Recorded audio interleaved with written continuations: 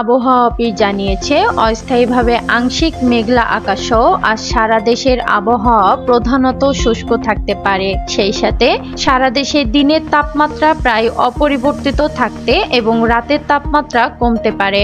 আজ সকাল 9টা থেকে পরবর্তী 24 ঘন্টার আবহাওয়ার পূর্বাভাসে কথা বলা হয়। এতে আরো বলা হয়, শেষ রাত থেকে ভোর পর্যন্ত সারা দেশের কোথাও কোথাও হালকা থেকে মাঝারি ধরনের কুয়াশা পড়তে পারে।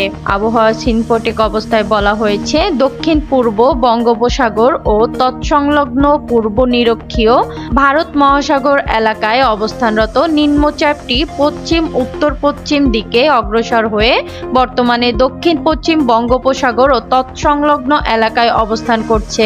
এটি আরও পশ্চিম উত্তর পশ্চিম দিকে অগ্রসর ও ঘনীভূত হতে পারে। সাগরিকা, প্রহর 24।